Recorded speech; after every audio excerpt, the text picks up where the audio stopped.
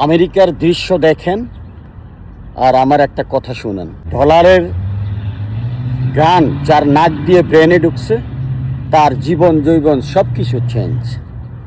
প্রিয় দর্শক শ্রোতামণ্ডলী, আজকে শোনাবো একটা ফ্যামিলির একমাত্র ছেলের ঘটনা। সেই ছোট্ট একটা ছেলেকে নিয়ে এক ফ্যামিলি বহু বছর আগে আমেরিকায় পাড়ি জমাইছেন, আমেরিকা আসছেন। ছেলেরে আদর যত্ন করে তিলে তিলে বড় করছেন।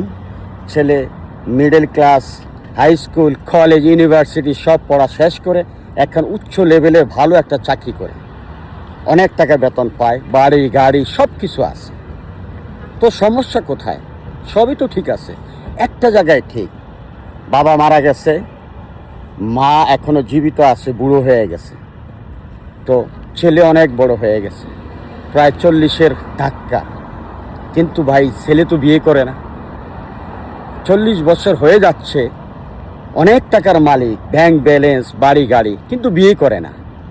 কেন বিয়ে করে না?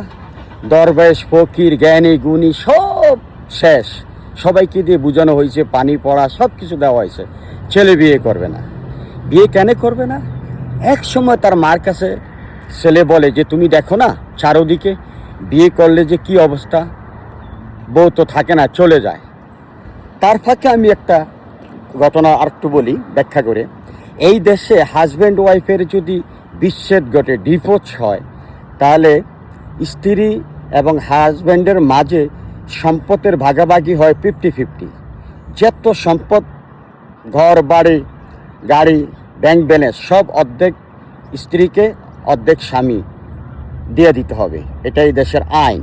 প্লাস 18 বছরের নিচে যদি বাচ্চা থাকে, ধরেন একটা বাচ্চার বয়স 6 বছর, একটা বাচ্চার 6 মাস, একটা বাচ্চা 8 বছর, তো ওদেরকে 18 বছর পর্যন্ত বাপের খরচ বহন করতে হবে।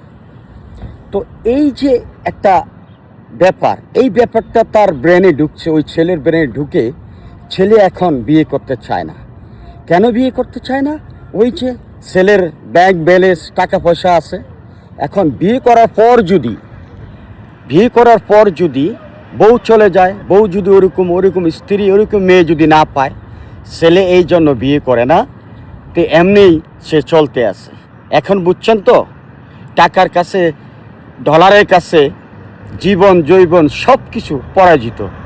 আগে ডলার, তারপরে অন্য সব। ভালো থাকবেন, আল্লাহ হাফেজ।